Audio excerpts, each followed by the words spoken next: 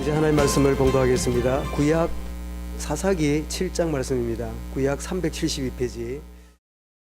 여루바알이라 하는 기드온과 그를 따르는 모든 백성이 일찍이 일어나 하롯셈 곁에 진을 쳤고 미디안의 진영은 게델의 북쪽이요 모레산 앞 골짜기에 있었더라. 여호와께서 기드온에게 이르시되 너를 따르는 백성이 너무 많은즉 내가 그들의 손에 미디안 사람을 넘겨주지 아니하리니 이는 이스라엘이 나를 거슬러 스스로 자랑하기를 내 손이 나를 구원하였다 할까 함이니라.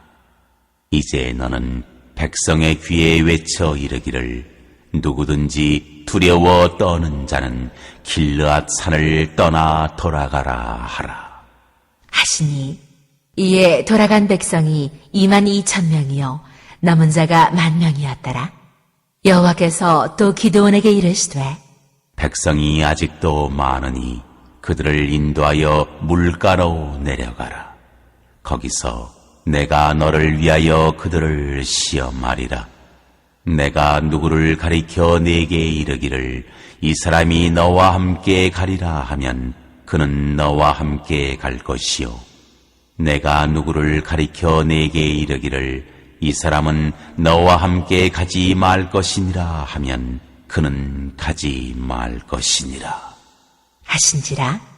이에 백성을 인도하여 물가에 내려가매 여호와께서 기드온에게 이르시되 누구든지 개가 핥는 것 같이 혀로 물을 핥는 자들을 너는 따로 세우고 또 누구든지 무릎을 꿇고 마시는 자들도 그와 같이 하라. 하시더니 손으로 움켜 입에 대고 핥는 자의 수는 300명이요 그 외의 백성은 다 무릎을 꿇고 물을 마신지라. 여호와께서 기드온에게 이르시되 내가 이 물을 핥아먹은 300명으로 너희를 구원하며 미디안을 내 손에 넘겨주리니 남은 백성은 각각 자기의 처소로 돌아갈 것이니라 하시니 이에 백성이 양식과 나팔을 손에 댄지라. 기드온이 이스라엘 모든 백성을 각각 그의 장막으로 돌려보내고 그 300명은 머물게 하니라. 미디안 진영은 그 아래 골짜기 가운데에 있었더라. 그 밤에 여호와께서 기드온에게 이르시되 일어나 진영으로 내려가라. 내가 그것을 네 손에 넘겨주었느니라. 만일 네가 내려가기를 두려워하거든 네 부하 부라와 함께 그 진영으로 내려가서 그들이 하는 말을 들으라. 그 후에 네 손이 강하여져서 그 진영으로 내려가리라 하시니 기드온이 이에 그의 부하 부라와 함께 군대가 있는 진영 근처로 내려간즉 미디안과 아말렉과 동방의 모든 사람들이 골짜기에 누웠는데 메뚜기의 많은 수와 같고 그들의 낙타의 수가 많아 해변의 모래가 많음 같은지라.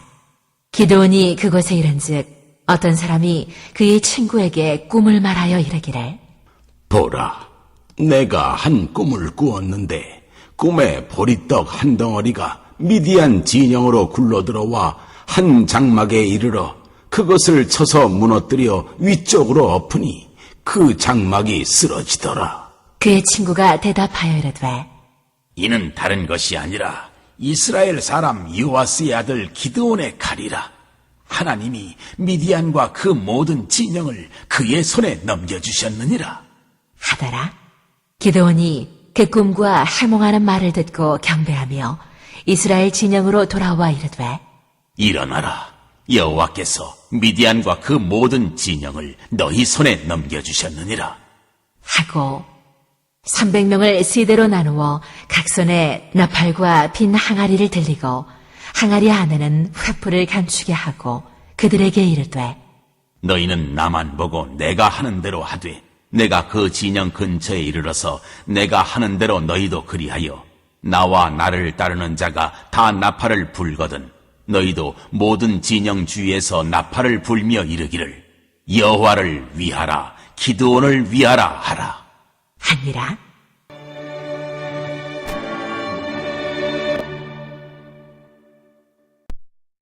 우리 함께 신앙 고백 드리겠습니다. 예수는 나의 구원자, 모든 문제 해결자, 나의 주인이십니다. 나는 7300운동의 주역입니다. 올 한 해는 그의 손이 함께하는 해입니다. 아멘. 여러분, 우리 역사를 배우면서 아시아의 영웅을 여러분 기억하라면 아마 징기스칸이나 뭐 진시황 뭐 이런 사람을 생각했지요. 우리 한국에는 뭐 우리 이순신이라든지 이런 분들을 생각했지요. 유럽의 영웅을 생각하면 누가 있을까요? 뭐 먼 영웅이라 그러면 뭐 알렉산더가 있겠지만 우리 근세의 영웅을 두라면 프랑스의 나폴레옹이겠지요. 나폴레옹이 황제까지 올랐지만 두 번의 실각으로 헤레나섬에서 마지막으로 쓸쓸하게 죽었는데, 죽으면서 남긴 이야기가 뭐죠? 나는 무력으로 세상을 정복하려 했지만 나는 결국은 여기서 죽는구나. 저 나사렛 예수, 그분은 무기 하나 없었지만 복음과 사랑으로 세상을 정복했구나. 그런 말을 하고 죽었다 그러지요.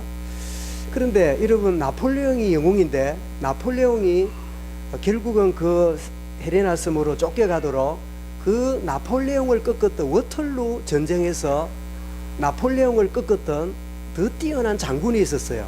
그 장군은 우리가 잘 몰라요. 그분이 바로 영국의 웰링턴 장군입니다.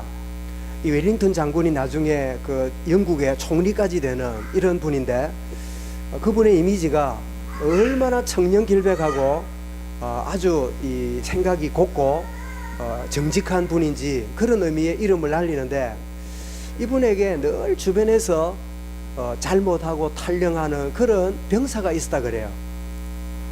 그래서 참다가 그 병사를 불러내 가지고 여보게, 자네는 내가 더 이상 기다릴 수가 없고 더 이상 자네 같은 부하가 있는 이 부대에 내가 장군이 됐다는 게 너무 내가 속이 상한다.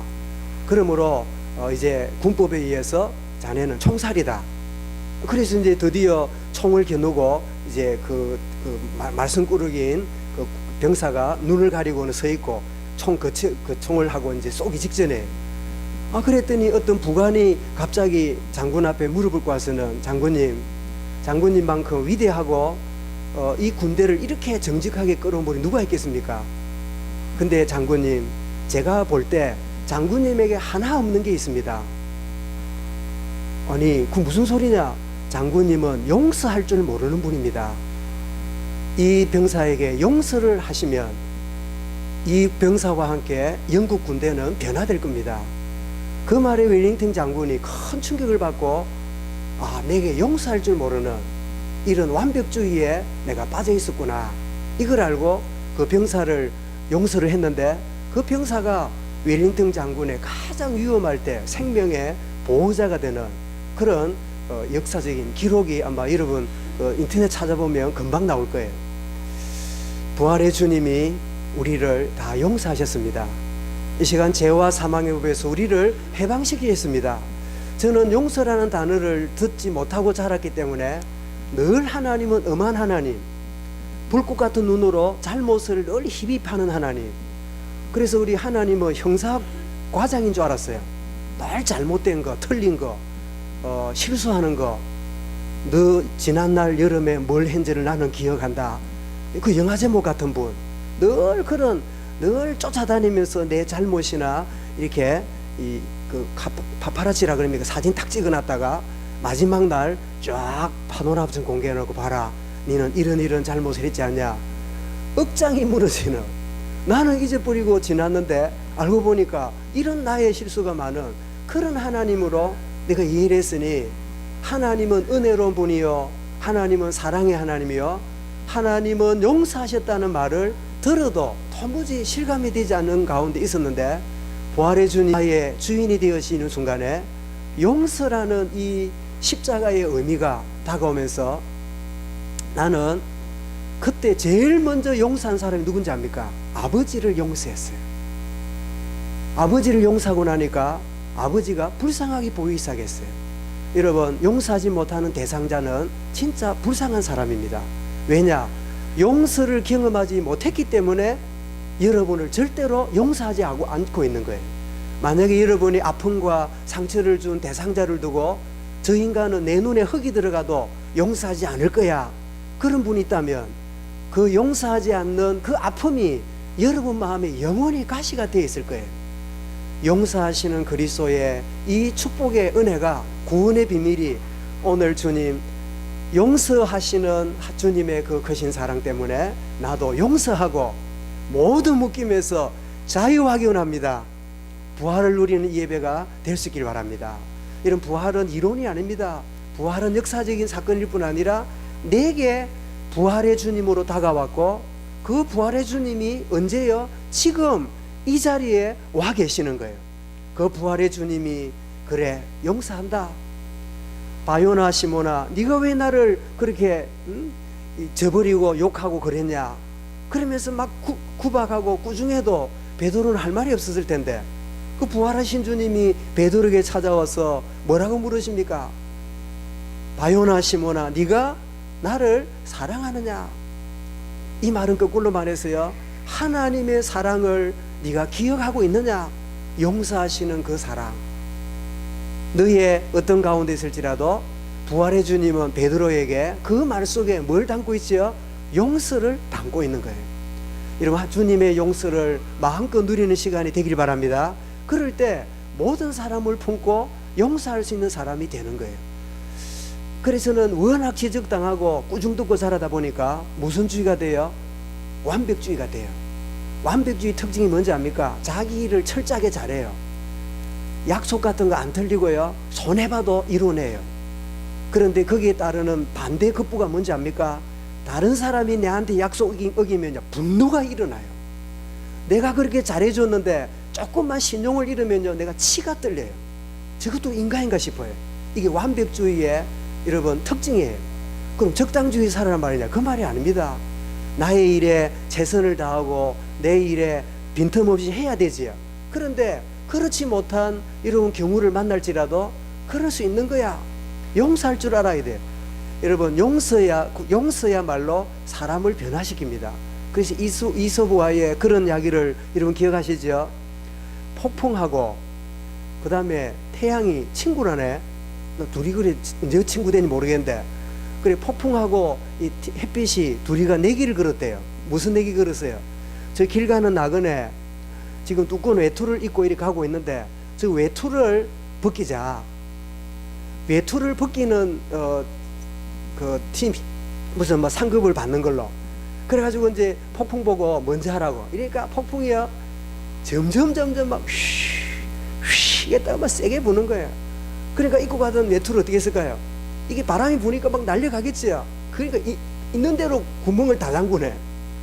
그러니까 막 보니까 사람이 뒹구는데도요, 옷 벗겨지면 큰일 난다 싶어가지고 더 옮겨지고는 막 옷을 벗기는 게, 사람이 굴러댕겨도 옷을 못 벗겨. 아무리 해도 옷을 벗길 수가 없어요. 그러면 안 되겠다고 막 폭풍이 포기하고 있으니까 이 해가 뭐 했답니까? 잘 봐라.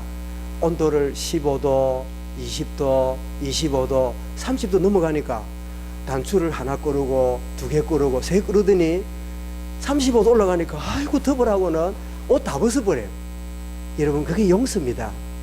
막 음하게 하고 철저하게 하고 막 굉장히 해야 변하는 것 같지만 참된 용서만이 사람을 변화시켜요.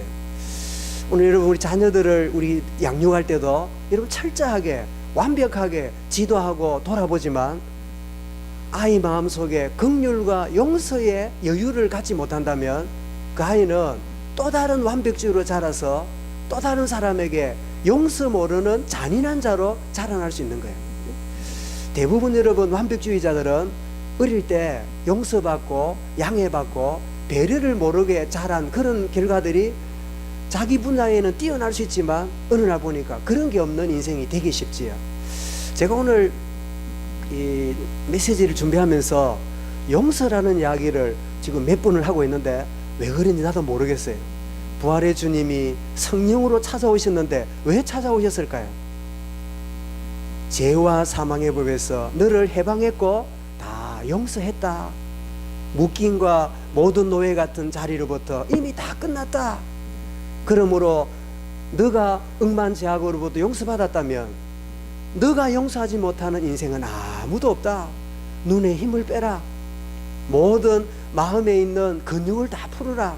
리력산 시간이 되어라. 하나님의 은혜 속에 이 시간 예배 가운데 승리하는 시간이 되어라.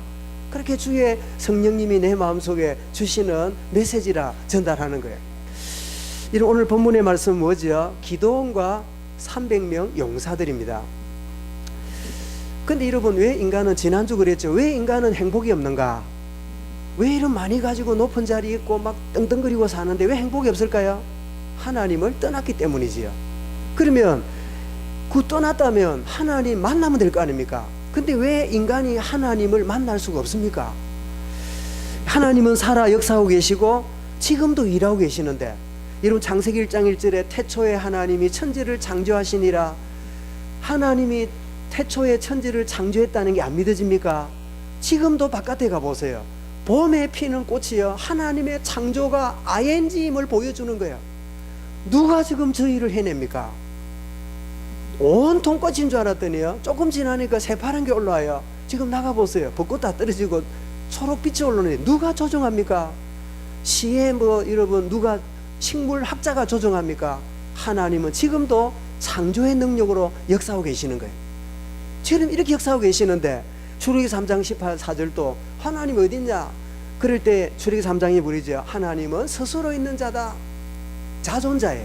그런데 이러면 시편 14편 1절에 어리석은 자는 마음에 그 이르기를 누가 없다고 하더가요?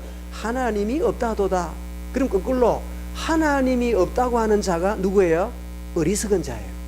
아무리 뛰어나서 노벨상을 받고 학위가 10개가 있어도 하나님이 없다는 자는 누구예요? 어리석은 자예요. 그렇다면 다시 물어보겠습니다.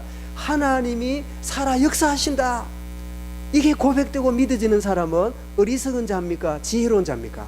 지혜로운 자예요. 옆에 말합시다. 당신은 지혜로운 자입니다. IQ는 낮을지 몰라도 지혜로운 자예요. 이제 나는 IQ가 2자리, 석자리 근거이 되는데 그런 거 필요 없어요. 하나님이 창조하시고 역사하고 계신다. 지혜로운 자예요. 그런데 그래서 사람은 그래 하나님이 계신 것 같아. 그래가지고 그 하나님을 찾으려고 몸부림을 칩니다. 그걸 보고 뭐라 그러죠? 그걸 보고 종교라 그래요. 산을 보고 산신령이 있는 줄 알고 나무를 보니까 나무가 윙윙 소리가 나거든요. 그래서 소리가 나는 거 보니까 목신이 있는 것 같아. 그래 거기다 새끼줄을 쳐놓고요, 동네에 나와가지고 절을 해요. 나중에 보니까 나무가 썩어가 가운데 비어서 바람 불면 휘바람 소리라. 바다에 가보니까 용왕처럼 뭐가 올라오거든요. 용이 있다 생각하고 거기다가 용왕제를 드려요. 이게 여러분 눈에 안 보이는 하나님을 보이는 만물 속에서 찾겠다고 몸부림치는 게 그게 종교예요. 뭘 갖다 놓고 뭘 들고 다니고 뭘 붙여놓고 뭘 이렇게 형상화해 놓고, 이 모든 것들은 종교요, 우상숭배예요. 그래서 여러분 하나님을 찾을 수 없는 우리에게 하나님이 육신을 입고 우리를 찾아오셨어요. 여러분 이게 여러분 우리는 아니까 뭐 그냥 무덤덤한데 이거는 어마어마한 은혜요, 어마어마한 사건이에요. 여러분 생각해 보세요. 우리 지난주입니까? 소방대원으로 갓 발령 받아서 아직 정식 발령을 안 받은 이 훈련생인데 개를 구한다고 출동했다가 지나가는 차에 부딪혀갖고 두 명인가 세 명인가 우리 여청년이 죽었잖아요. 얘가 장례를 치르는데 속으로 개 때문에 119 가야 되나? 응?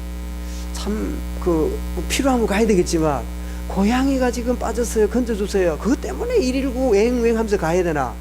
그래서 앞으로는 이제 중요한 건 안 하기로 이래 한답디다마는, 근데 어쨌든 여러분 그렇게 나와가고 건져주면 참 고맙겠지요. 내가 여러분 아끼는 우리 자녀가 말이죠, 이 가다가 맨홀에 빠져 있는데 아이가 막 그 중간에 새 창살에 말이죠, 아이가 빠져가지고 조금만 하면 떨어지기 직전인데 누가 이런 소방대원이 가지고 그 밑에 그 인육탕에 들어가가지고 말이죠, 아이를 건져 나오면 그 여러분 119 대원이 평생에 얼마나 고맙겠어요. 우리 아이를 저렇게 막 시커먼 데 빠져갖고 건져낸다면, 주님이 사람 몸을 입고 이 땅에 오셨다는 것은 그것보다 훨씬 더 황송스러운 일이에요. 그래서 여러분, 하나님이 인간으로 오셨다는 것은 인간이 지렁이 알처럼 지렁이 속에 들어가는 것보다 더 비참한 일이다. 여러분, 요한 1장 14절에 말씀이 육신이 되어 우리 가운데 거하신다는 이것은 우리는 너무 당연한 것을, 너무 놀라운 것을 당연시 여기는 이런 가운데 우리 있어요. 그래서 요한 14장 6절에 내가 길이요 진리요 생명이니 나를 통하여 하나님 만날 수 있느니라. 하나님 만날 수 있는 길을 우리에게 열어주셨어요. 인간이 왜 하나님 못 만납니까? 하나님의 영이신데 육신으로 만날 수 없어요. 그래서 육신을 입고 하나님이 우리를 찾아오셨는데 그분이 누굽니까? 그분이 예수 그리스도예요. 그분이 여러분의 주인이 되어지고 구원자가 되시는 축복의 아침이 되기를 주의 이름으로 축원합니다. 그래서 우리는 여러분, 우리가 신을 찾으려고 몸부림치는 게 아니라 하나님이 우리를 찾아오신 것을 우리는 찾김을 받은 거예요. 내가 구원받은 게 아니라 내가 구원당한 거예요.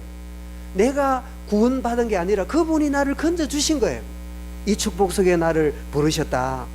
자, 이렇게 부름받은 여러분, 저와 여러분들은 기도원의 이야기는 지금으로부터 거의 여러분 2000년 전에 2000년이 뭡니까? 3, 4천 전의 사건이지만 구원받은 자기 백성들을 하나님 통하여 놀라운 시대적인 일을 일으켜 가셨는데 그 인물이 기도원이고 거기에 필요한 일꾼을 붙이셨는데 그들이 300명이에요. 그와 같은 동일한 역사를 구원받은 저와 여러분을 통하여 우리 현장에 지금도 일하심을 우리에게 말씀하고 있는 거예요. 여러분, 그때 일하신 하나님이 오늘도 동일하게 일하심을 붙잡는 이 시간이 될 수 있기 바랍니다. 그래서 부르심에 대한 확신을 가졌지요. 뭡니까? 하나님, 나를 불렀다면 양털에 물이 있고 마당에는 없도록, 마당에는 있고 양털이 없도록 그런 확신을 가지고 딱 중심을 가지니까 주의 영이 임했잖아요. 그런데 이 부르심을 확신한 기도원에 하나님이 일꾼을 붙이시는데, 여러분 한번 생각해 보십시다. 기어코 하나님이 나를 불렀다 그러면 그 군사를 많이 붙이는 게 좋을 것 같아요? 조금 붙이는 게 좋을 것 같아요? 어때요? 여러분, 저 국수집에 가가지고 그다는 세숫대 같은데 주면서 3,500원 받는 게 좋아요? 조그마한 국그릇에다 반쯤 주면서 3,500원 주는 게 좋아요? 응? 내 양은 국수 반 그릇밖에 못 먹어. 근데 주기는 많이 주는 게 좋아요? 내 먹는 만큼만 주는 게 좋아요? 솔직히 먹고 남을지언정 많이 주는 게 좋아. 응? 사람 심리가 이상하다. 내 까이라 그런지, 그지? 하여튼 막 먹고 남아야 뭐 잘 먹은 것처럼 이러잖아요. 여러분, 지금 기도원의 심리가 뭐지요? 많이 붙여가지고 막 그냥 이렇게 하면 좋겠는데 웬일입니까? 많은 수가 아니라 소수의 사람을 탁 붙여가지고 일하시는데 그 이유를 이미 하나님 밝혔습니다. 뭐라고요?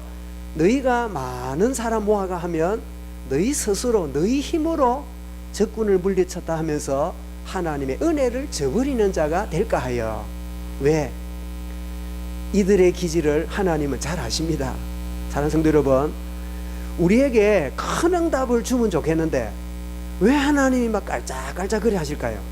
깔짝깔짝이라는 그 경상도 사투리의 깊은 의미를 아는지 모르겠다. 왜 이런 막 아슬아슬하게 하나님이 응답인지 아닌지 모르도록 그렇게 막 그렇게 우리를 이끌어 가실까요? 우리를 뭘 알아요? 체질을 아신다. 응? 우리 자는 기도한 것처럼 좀 넘친다 싶으면요, 교만과 자만과 안일에 빠지기 잘하는 내 체질. 그렇다고 또 조금만 뭐 이렇게 더디게 하고 이러면요, 막 차프라, 하나님 어디 계시나, 복음이면 다가, 막 그리스도가 다가, 이래가지고 쪽팔리도록 하나님께 욕이 돌아가도록 만드는 요런 체질. 그래서 하나님 어떻게 해요? 딱 닌게로 꼽아갖고, 닌게로 여러분 꼽으면 그 닌게로에 여러분 쭉 들어갑니까? 똑똑 떨어집니까? 그죠? 병원 안 가봤습니까?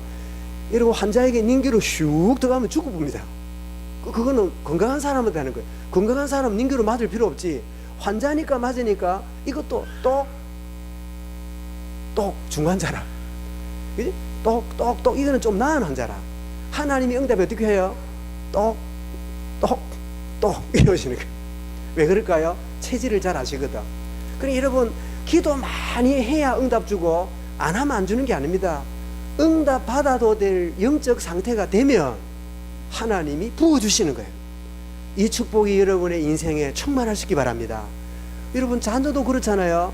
우리 아이가 돈을 주보고 또 뭘 장난감도 주고 책도 사주고 이럴 때요, 이 아이가 그 역할을 잘 감당하면 필요할 때마다 내가 빌려서라도 주잖아요. 그런데 이 아이가 준 것에 대해서 관리도 못하면서 날 뭐 사달라 그래요? 딱 학교 들어가면 연필 지우개 사달라 그래요. 그 다음에 뭐예요? 색연필. 그래, 지우개 없나 싶어 서랍 열어보면 지우개가 56개라. 왜 그러냐니까 이 지우개는 재미없대. 이거 상수를 해갖고 지우개도 지우는 기능이 아니고 호박같이 생긴 놈, 공룡 생긴 놈, 구멍난 놈, 동그란 놈, 삼각형 수박처럼 생긴 놈, 온갖 디자인을 하니까 우리 짝지가 쓰고 있으면 나도 가져야 돼. 그러면 부모가 사줍니까 안 사줍니까? 그때는 안 돼 해줘야 돼. 애들이 오케이도 배우지만요, 노도 딱 배워야 돼요. 안 되는구나. 이래야 아이가 균형이 자라거든. 아이고 뭐 귀한 아이인데 뭐든지 해주고 배리는 거야. 노 할 줄 알아야 되지요. 하나님이 우리를 여러분 돌보실 때 많이 주시면 좋을 것 같은데요, 때로는 딱 필요한 만큼 주시는 거예요. 그래서 여러분들, 저와 여러분은 늘 확신해야 됩니다. 하나님, 나는 이렇게 구했는데 이 정도를 주시고, 나는 A를 구했는데 B가 오고, 나는 저걸 구했는데 왜 이런 거를 주시고, 나는 이런 만남을 구했는데 왜 이런 만남 때문에 이렇게 시간을 보냅니까? 가 아니라, 하나님, 내가 원치 않지만 하나님이 딱 맞도록 주신 줄 믿습니다. 여러분, 이 고백이 복음 누리는 거예요. 한번 따라 합시다. 딱 맞는 거를 주셨습니다. 아멘. 여러분 가족, 어쩌다가 이런 가족 딱 맞게 주셨습니다. 이러시면 돼요. 아이고, 어쩌다가 이런 남편을, 아내를, 자녀를, 부모를 만나게 했을까? 딱 맞도록 하나님 주신 거예요. 그것이 여러분 응답의 출발입니다. 하나님, 거대한 꿈을 꾸게 했는데 왜 나를 노예에 집어넣습니까? 여호와께서 함께 하시는 순간 요셉이 뭐예요? 딱 맞네. 딱 맞게 응답하신 거예요. 무슨 자리가요? 노예 자리가. 조금 회복이 돼가지고 이제 좀 살만하니까 또 모함을 받아 어디 들어가요? 감옥에 들어가요. 감옥에 들어갔으니까 요셉이 얼마나 기가 찹니까? 그때 여호와께서 요셉과 함께 하심으로 답을 얻었어요. 뭐라고요? 딱 맞는 응답이네. 여러분이 감옥에 덜 앉았습니까? 노예로 덜 앉았습니까? 그런 것도 아닌데 우리가 딱 맞은 걸 주셨다 왜 못할까요? 여러분, 여러분 생각할 때 목사님이 왜 호빵매기 소리가 나냐? 근데 코감기 좀 있거든. 다 나갑니다. 나는 생각할 때 이게 한 주간이 돼서 끝날 듯 끝나도 잘 안 끝나요. 그래, 뭐 그래도 딱 맞은 응답이다. 나는 약간 이 건강에 대한 약간 과신이 제게 있거든요. 나는 늘 건강하다. 안 먹어도 되고 먹어도 되고, 뭐 많이 먹어도 되고 작게 먹어도 되고, 많이 자도 되고 안 자도 되고. 나는 이걸 보면서요, 응답이라. 난 아니네. 그래, 내가 연약한 존재야. 그래서 나는 뭐예요? 딱 많은 응답을 누리고 있는 거예요. 그래, 여러분 듣기 좀 귀찮아도 뭐 딱 많은 응답 속에 있다는 걸 알고 이해해 주시기 바랍니다. 딱 많은 응답 속으로 하나님 나를 인도하셨다. 전적으로 하나님이 역사하시는 걸 보여주시려고 우리의 체질을 알고 하나님이 하시는, 이런 우리는 하나님을 떠나 있는 인간의 모습을 사사기를 통해서 봅니다. 여러분, 하나님은 은혜로 찾아오시죠. 창세기 3장 9절에 아담아 네가 어디 있느냐. 여러분, 이 하나님의 요구는 지구촌 60억 인구에게 지금도 하나님은 찾아가십니다. 전도자를 통하여, 때로는 전도지를 길거리에 날리고, 때로는 친척의 기도로, 때로는 친구의 권유로 교회 한번 가자고, 뭐 우리 한번 이 말씀 들어보라고, 이렇게 하나님이 자기를 떠난 인생을 지금 찾고 계시는 게 지구 역사예요. 그런데 사람들은 못 깨닫고 계속적으로 거부하지요. 그래서 하나님은 어떻습니까? 거듭 찾아오시는 긍휼의 하나님이에요. 끊임없이 다가오십니다. 호세아 6장 3절에 그랬습니다. 그러므로 우리가 여호와를 알자, 힘써 여호와를 알자. 그의 나타나심은 새벽빛같이 어김없나니 비와 같이 땅을 적시는 늦은 비와 같이 우리에게 임하시리라. 비가 내리듯이 이른 비 늦은 비가 내리듯이 하나님이 거듭거듭 우리를 찾아오시는구나. 이런 비가 오는 것이 뭐예요? 하나님이 우리를 찾아오시는 증거래요. 그런데도 여러분, 우리가 못 깨닫잖아요. 택함 받은 백성을 하나님이 절대 포기하지 않습니다. 포기하지 않으시고 하나님은 그 인생이 생명 거두는 그 순간에까지라도 주님을 나의 구주로 고백하도록 하나님이 인도하시는 거예요. 여러분, 한편 강도가 예수님을 저주했지만 예수님이 가장 치른 첫 번째 고백이 뭐였지요? 자기를 비난하는 무리들을 향하여 아버지, 저들의 죄를 용서하옵소서. 자기들이 무슨 죄를 지는지를, 무슨 말 하는지를 모르고 있나이다. 그 용서의 고백을 한 강도가 듣는 순간에요, 나도 그러면 용서받을 수 있겠구나. 그래서는 주님에게 구원을 요청합니다. 당신의 나라 임할 때 나를 기억하소서. 그때 주님은 그 두 번째 말씀을 강도에게 뭐라 그러죠? 야 인간아, 니도 체면이 있어야지. 네가 그래도 천국 가고 싶냐? 아니요. 이 사람도 십자가 곧 죽어야 될 마지막 순간인데 이 사람이 택한 백성이에요. 그래서 오늘 너가 나와 함께 낙원에 있으리라. 내가 너를 위하여 십자가에 죽는 것이니라. 모든 사람들은 자기 죄 때문에 죽는 생각했지요. 이 한 강도는 나는 지은 죄 때문에 죽지만 이 예수는 내 죄를 위하여 죽으시는구나. 이 마지막 순간에 택한 백성은 구원의 자리로 들어오는 거예요. 이게 하나님이 포기치 않고 찾아가시는 방법입니다. 그래서 이사야 42~3장 1절에 야곱아, 너를 창조하신 여호와께서 지금 말씀하시느니라. 이스라엘아, 너를 지으신 이가 말씀하시느니라. 너는 두려워하지 말라가 내가 너를 구속하였고 내가 너를 지명하여 불렀나니 너는 내 것이라. 그런데 인생은요, 끊임없이 하나님 어디냐고, 예수 안 믿어도 된다고 그러면서 거부하는데 택한 백성은요, 마지막 순간에라도 주님 앞에서는 응답을 누리게 돼요. 우리가 여러분 죽는 순간까지 안 가고 그래도 건강할 때 주님 만나서 예배하고 전도 대열에 들어섰다. 얼마나 감사하고 행복한 자들입니까? 정말 이 축복을 주신 하나님께 영광 돌리시기 바랍니다. 그래서 하나님은 지금도 자기 백성을 찾고 계시는데 누가복음 15장 8절에 보니까 찾아내기까지 부지런히 찾지 아니하겠느냐. 이 역할을 누가 하도록요? 교회가 하도록 하나님이 찾으시는 일에 우리를 도구로 쓰고 계시는 거예요. 이런 교회의 존재 가치는 구원받으라고, 구원받은 자는 하나님이 찾으시는 영혼을 찾아내는 일에 쓰임받으라고 하나님이 교회를 이렇게 세워주신 거예요. 자, 이런 하나님이 구원받은 자들이 여전히 연약하지요. 연약한 자들을 통하여 하나님 역사하신 하나님을 만나게 되는데 이런 300명의 소수를 붙여주셨는데요. 그런데 마가복음 3장을 보니까 어떤 자가 나왔다고요? 주님이 원하시는 자를 부르시니 자기와 함께 있게 하시고 전도도 하며 귀신 내어 쫓는 권능도 주려 하심이랬지요. 인원수가 문제가 아니라 주님이 원하시는 자예요.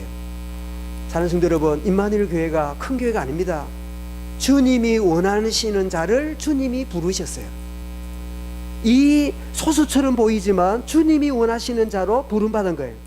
그런데 이 300명이 왔으면, 그러면 한번 다시 물어보겠습니다. 인원수가 작으니까 무기를 대단한 거 줘야 돼요? 짝대기, 박해서 이런 거 줘야 돼요?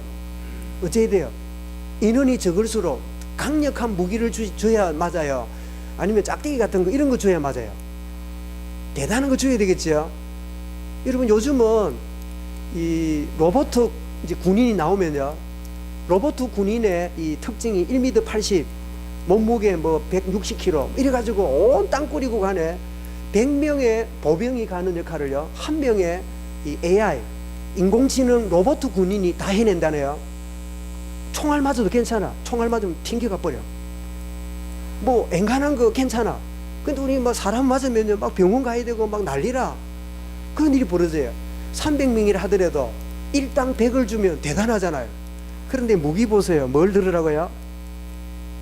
횃불 대단합니까 안 합니까? 말하자면 라이터 하나씩, 응? 요즘 말하면. 그 다음에 뭡니까? 나팔 합니까? 별거 아닙니까? 이런 나팔 불면 북한 계룡군이 다 넘어집니까? 응? 그 다음에 뭡니까? 항아리 여러분 항아리가 여러분 이게 대단한 무기입니까? 아니면 막 정말 약하기 짝이 없는 겁니까? 어째 골라도 그러지. 햇불, 나팔, 항아리. 항아리를 왜 가져왔을까요? 깨는 소리도 크지만 가기 전에 햇불로가 바람에 안 꺼지도록 하도록 그래 이제 넣어간 거예요. 참 간단한 무기지요. 얼마나 간단하냐면 여러분 13절을 한번 보십시오. 상대방도 알았습니다. 기드온하고 전쟁하는 상대방 적군이 기드온 군대가 얼마나 별 볼 일 없는가를 환상을 통해 알았어요. 알았는데 기드온 군대가 어떻게 보였냐면, 자 13절 한번 읽어볼까요? 자 7장 13절. 자 시작. 기드온이 그곳에 이른즉 어떤 사람이 그의 친구에게 꿈을 말하여 이르기를 보라 내가 한 꿈을 꾸었는데. 잠깐만, 이 누가 꾼 겁니까? 미디안 군대 적군에 지금 들어간 거예요. 적진에. 그죠? 들어갔더니 저것끼리 하는 말이라. 하는 말이 뭐라 그럽니까? 꿈에 무슨 덩거리, 폭탄 덩거리, 핵무기, 뭐 미사일, 아니고 뭐라고요? 보리떡 한 덩어리가 미디안 진영으로 굴러 들어와 한 장막에 이르러 그것을 쳐서 무너뜨려 위쪽으로 엎으니 그 장막이 쓰러지더라. 그러니까 14절에 그의 친구가 대답을 이는 다른 것이 아니라 이스라엘 사람 요아스의 아들 기드온의 칼이라. 하나님이 미디안과 그 모든 진영을 그의 손에 넘겨주셨느니라. 아니 굴러온 게 뭐예요? 큰 바위도 아니라 무슨 뭐 대단한 뭐 폭탄도 아니라 뭐 하세요? 보리떡 한 덩거리. 그런데 그게 적군에게는 뭐가 보였어요? 이거는 우리를 무너뜨리는 강력한 하나님의 손이다. 사랑하는 성도 여러분, 우리가 세상 속에 나가면 참 우리가 별 볼 일 없어 보이지요. 우리가 막 전도 캠프니 뭐 가보면 막 사람들의 막 힘 있는 눈에다가 기운 빠지는 우리 눈으로 움직이기도 하지요. 또 보리떡 한 덩어리 같은 그런 생각이 안 듭니까? 우리 아이들이 학교를 가고 이럴 때 이 진화론과 이 하나님 없다는 문화와 학업과 대학과 이 직장에 막 갈 때 우리 아이들이 거기서 그냥 딴소리만 안 듣고 지나면 되겠거니 이런 생각 때문에 굉장히 여러분 의기소침할 수 있지 않을까요? 우리는 뭐 같아요? 보리떡 한 덩어리 같아. 그들이 알아요. 그런데 놀랍지요. 보리떡 한 덩어리인데 하나님의 손에 있는 보리떡이라. 하나님이 함께하는 능력의 여러분 도구예요. 여러분 우리에게 막 대단한 걸 준 다음에 가라 이러면 그래 할만하네. 그래서 나중에 어떻게 해요? 그래 그것 때문에 됐지 이럴 거 아니에요. 그런데 아무도 능력도 여러분 재주도 아무것도 없는데 뭐처럼 보여요? 보리떡 한 덩어리로 보이는데 적군은 그 보리떡 때문에 어떻게 된다고요? 우리는 다 졌다. 우리는 끝났다. 이게 무슨 역사입니까? 하나님의 역사예요. 여러분 골리앗이 저 나오는 아이 하나를 보니까 군인도 아니라 좀 이상한 마다리 떨어진 거 있고 말이죠. 이렇게 옆구리 뭐 묶어가지고 짝대기 떡 들고 뭐 하나 보따리 들고 있는데 뭐 저게 뭔지 모르겠고 하여튼 나오는데 뭐처럼 보여요? 뭐처럼 보였어요? 개 쫓는 개지기인 줄 알았는 거야. 개지기. 그 자기를 보고 너 뭐 개 쫓아러 왔냐? 그 짝대기 들고 이리 왔냐? 하면서 여러분 골리앗이 그 다윗을 볼 때 개나 지키는 별 볼 일 없는 아이로 보였지요? 맞아요. 그런데 다윗에게는 뭐예요? 너는 칼과 단창을 의지하고 나왔지만 나는 너가 욕하는 만군의 여호와 이름으로 나왔느니라. 오늘 여호와가 하나님이심을 보여주리라. 이거는 용기도 아닙니다. 사실이에요. 여러분 오늘 기드온의 300명 용사는 보리떡 덩거리처럼 미약해요. 오늘 저와 여러분이 진해와 창과 모든 현장에 여러분이 영역 속에 들어갈 때 우리가 미미하기 짝이 없어요. 내 소리를 누가 듣습니까? 누가 나를 존경합니까? 누가 나를 막 우러러보고 서서 절을 해줍니까? 우리 그런 입장 있는 사람 거의 없어요. 보리떡 같은 우리 인생이지만 하나님이 하신다면 기드온의 300 용사는요 한 시대를 재앙을 바꾸는 그리스도의 군사가 되는 거예요. 여러분 이 비밀이 우리 마음에 자리 잡으시기 바랍니다. 이 보리떡같이 연약해 보이는 자들, 이런 사도행전 1장 11절에도요 그런 인간들이 모여 있습니다. 예수님이 부활해서 구름 타고 올라가니까 부활하신 주님이 나라를 회복하고 이럴 줄 알았더니요 구름 타고 올라가시네. 올라가는데 기뻐 환영하고 있었을까요? 낙심이 됐을까요? 낙심이 간이 툭 떨어진다. 부활했으니까 나라 세우고 그럴 줄 알았더니 가시네. 그때 여러분 예수님 옆에 있던 천사가 뭐라 그럽니까? 왜 너희가 쳐다보고 있느냐? 구름 가운데 가신 그분이 영광 중에 다시 임하게 되리라. 그래 약속하고 가셨어요. 그런데 그 사람들은 뭐라 했어요? 이 갈릴리 사람들아. 이 말이 중요한 말이라. 갈릴리 사람들아, 이 말은 뭐죠? 별 볼 일 없어 모여있는 이 촌뜨기들아. 요즘은 좀 뭐 올림픽도 하고 이러지만 옛날에, 미안합니다, 혹시 관련된 분이 있거든, 용서하세요, 온유 할아버지 용서하세요. 옛날에 사람 모자라 그러면 뭐라 그럽니까? 강원도 비탈에서 왔나, 그런 이야기를 많이 했거든. 요즘은 아닙니다. 요즘은 옛날에 그런 얘기 했거든. 말하자면 갈릴리 사람들아, 이 말은 아이고 모자라기 짝이 없는 사람들아. 그런데 여러분, 갈릴리 사람이 모자란 줄 자기들도 알아요. 세상 사람들이 다 알아요. 근데 하나님은 그들을 통하여 놀라운 일을 이루셨어요. 사랑하는 여러분, 진해임마누엘 교회에 대단한 실력자가 있고 정치인이 있고 권력자가 있는 교회가 아닙니다. 목사도 시원찮기 짝이 없는 목사예요. 보리떡 같고 갈릴리 촌사람 같지만 하나님이 하신다면 자기 일을 이루시는 거예요. 이를 위하여 하나님 부르셨음을 믿으시기 바랍니다. 그런데 놀랄 일은, 이런 현장을 안 갔으면 몰랐을 거 아니에요. 9절부터 14절을 우리 읽으면서 뭐 생각했습니까? 이 적군에 내려가라. 혹시나 생각이 잘 안 되거든. 현장을 가서 한번 봐라. 그러니까 부라라고 하는 부하를 데리고 내려갑니다. 부라. 그 부라라는 뜻이 뭐냐 보니까 잎이 무성한 가지, 이런 뜻이에요. 그 말은 좀 이상하지, 이 부라. 그러니까 하는데 잎이 무성한 가지라는 이름을 가진, 그래서 아마 제 생각에는 이렇게 정탐하러 갈 때 멀쩡하게 갔을까요? 잎이 무성하게 덮고 갔을까요? 응? 우리 군인들 갈 때 뭐 덮고 갑니까? 말짱하게 반짝반짝 다닙니까? 군인들 갖고 나오면 얼굴에만 새까만 거 칠하고 이런 게 화장하는 겁니까? 위장하는 겁니까? 그거는 얼굴 비치면 안 되니까 이 광대뼈 이런 게 빛나거든요. 콧등 이런 거. 그래 새까맣게 칠해가 가요. 예쁘라는 게 아니라 적지 안 보이려고 그래 가는 거예요. 그래서 아마 부라그는 나무가지 무성하게 들고 이래 갔던 것 같아요. 이름 참 재밌게 지었지요. 가서 들어보니까 이것들이 뭐라고요? 꿈을 꾸었는데 뭐 보리떡이 와가지고 이러는데 이게 하나님이 보내신 저 기드온의 군대인데 우리는 다 죽었다. 그 이야기를 여러분 듣고는 기드온이 자기 군사에 가서 어떻게 합니까? 하나님이 이렇게 하신다고. 여러분, 왜 우리가 현장을 밟아야 됩니까? 현장은요 간담이 녹았어요. 여러분, 여호수아 2장 11절에 뭐라고요? 그들은 간담이 녹았고 그들은 출입하는 자도 없고 그렇게 꽁꽁 묶여 있어요. 그게 오늘날 여러분 어둠에 영에 묶여 있는 이런 가운데 있어요. 그래서 우리는 뭘 봐야 돼요? 영적 사실을 봐야 돼요. 우리를 도우라는 손길을 여러분 가지고 얼마나 손을 펼치고 있는지 몰라요. 여러분, 시대마다 하나님은 연약한 자를 통해 역사하셨음을 고린도 1장 26절부터도 보면 우리의 부르심을 보라. 지혜로운 자 많지 않고 능한 자 많지 않고 문벌 좋은 자 많지 않고, 왜 이러냐? 세상에 미련한 걸 택하사 지혜로운 자를 부끄럽게 하시고 세상에 약한 것들을 택하사 강한 자들을 부끄럽게 하시고 하나님께 세상에 천한 것들과 멸시받는 없는 자들을 택하사 있는 것을 폐하려 하시나니 그 이유는 아무도 하나님 앞에서 자기를 자랑치 못하게 하려 함이라. 여러분, 하나님은 영광을 우리에게 돌리지 않습니다. 모든 영광 하나님께 돌아가기 원해요. 여러분, 하나님께 영광 돌리는 인생이 영광스러움을 누리지 않을까요? 동일하게 누리는 거예요. 그럼 여러분, 연약한 자이기 때문에 쓰십니까? 아닙니다. 연약해도 복음 깨달은 자를 쓰신다 그 말이에요.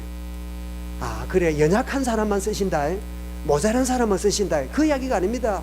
연약할지라도 정말 복음의 역사를 아는 자가 있다면 하나님이 그를 통하여 역사하신다. 그러면 조금 나름대로 기능과 이런 게 있다면요, 복음의 결론 나면 그런 것들이 복음의 많은 도구가 될 수 있겠지요. 이런 마지막으로 기도의 확신 때문에 승리를 주시는데, 여러분, 현장의 소리를 듣고 확신을 가지고 돌아오죠. 15절에 드디어 나팔을 불고 항아리를 부수고 횃불을 쳐듭니다.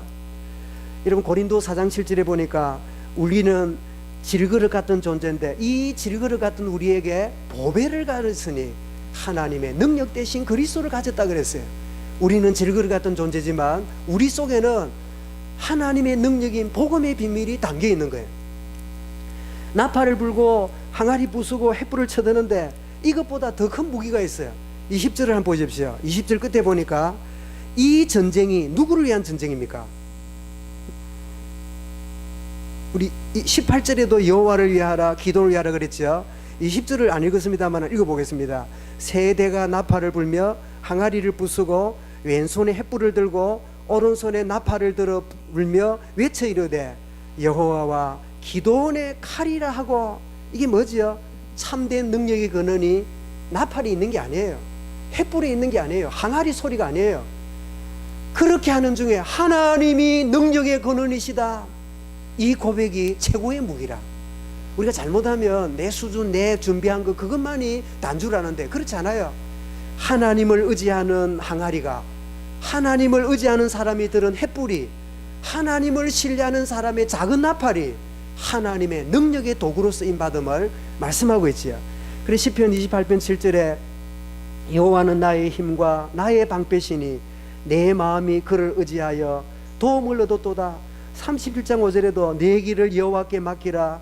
그를 의지하면 그가 이루시고, 잠언 29장 25절에도 사람을 두려워하면 올무에 걸리거니와 여호와를 의지하는 자는 안전하리라. 이 비밀을 300용사가 깨달았어요. 여러분, 언약한 대로 하나님의 큰 역사를, 응답을 경험한 게 아니겠습니다만은 바로 뒤에 나오는 겁니다. 도망을 치고 갑자기 밤에 막 횃불을 들고 항아리 깨지는 소리 나고 나팔 보니까 이게 어디 뭐 대단한 무슨 어마어마한 군사가 온 줄 아네. 서로 죽이고 난리가 났어요. 이게 하나님한 방법이라. 여러분, 참된 승리는 언약 붙들고 나가느냐, 내 힘으로 나가느냐, 거기 있는 거예요. 사랑하는 성도 여러분, 우리는 예배를 마치면 여러분 우리의 삶 속으로 들어갑니다. 언약 붙들고 나가시길 바랍니다. 거기에 하나님의 승리가 있기 때문에 여호수아도 이 언약 붙들고 자로나 오르나 치우치지 말라. 네가 이 말씀 붙잡고 나가면 강하고 담대하고 승리하게 될 것이고 네가 말른 모든 땅을 너에게 주었노라. 주님이 끊임없이 역사하시고 약속하시잖아요. 그랬더니 여호수아를 통하여 가나안을 어떻게 해요? 정복했잖아요. 오늘 언약 잡은 것이 여러분의 증거로 응답으로 나타날 줄 믿으시기 바랍니다. 결론입니다. 나는 기도원의 300용사로 부름받았음을 확신하라고 오늘 이 아침 말씀 주신 거예요. 이 시대의 흐름은 영적 싸움하는 자로 불러주셨어요. 이거 모르면 육신 싸움 해야 돼요. 여러분 직장의 선배 때문에 여러분 날 피곤해야 돼요. 이거 모르면 여러분 동료 때문에 맨날 여러분 짜증나야 돼요. 영적 싸움입니다. 나는 육신 싸움의 질자가 아니야. 육신 싸움이 아니라 영적 싸움할 자다. 에베소 6장 12절이죠. 두 번째로, 나는 지극히 선한 것을 분별하는 선한 싸움하는 자입니다. 악한 방법을 쓰고 수단 방법 쓰는 자가 아닙니다. 정말 배려하고 사람을 정말 이해하는 자, 이 선한 싸움이 빌립보 1장 10절이죠. 그리고 마지막으로 복음으로 모든 자를 치유하고 그 영육간에 살리는 싸움하는 전도 제자의 걸음에, 이 세 가지가 저와 여러분의 걸음인데, 마가복음 16장에 너희는 가서 모든 사람들을 병든 자에게 손을 얹고 치유해라. 자, 여러분, 우리가 손을 얹어야 치유가 일어나는 게 아닙니다. 치유의 복음이 그 사람을 변화시키는 거예요. 여러분, 이 축복 역사를 이 한 주간에 누리고 체험할 수 있길 바랍니다. 요한복음 6장 33절에 살리는 것은 영이니 육은 무익하니라. 오늘 여러분 기도원 300용사들이 연약하기 짝이 없었지만 하나님의 손에 붙잡혀서 온전히 한 시대를 살린 것처럼 영적 싸움하는 자로, 선한 싸움하는 자로, 살리는 싸움 전도자의 걸음으로 이 한 주간도 응답의 한 주간 되게 하여 주옵소서. 승리하시기를 주의 이름으로 축원합니다. 감사합니다. 주님, 이 한 시간에 연약한 기도원을 용사로 부르셨고 그 시대에 32,000명을 다 물리치고 단순히 300명을 모아놓고는 무기도 연약하기 짝이 없고 적군이 부하도 콧방귀를 낄 만한 무기력한 무기였으나 하나님이 역사하니 보리떡 덩거리 같은 그 모든 것이 자기들의 강력한 모든 것을 무너뜨리는 하나님의 손길인 것을 알게 하신 것처럼 우리가 가는 걸음마다 동일한 응답이 있음을 아는 전도제자의 걸음, 하나님의 자녀의 걸음 걷게 하여 주옵소서. 우리가 가는 모든 현장은 이와 같은 강한 적군과 어둠의 권세로 묶여 있사오나 영적 싸움에 승리하게 하여 주옵시고 선한 싸움에 깨어있게 하여 주옵시고 살리는 자로 쓰임받는 전도제자의 생애로 저들을 인도하여 주시옵소서. 감사하옵고 예수 그리스도 이름으로 기도드립니다.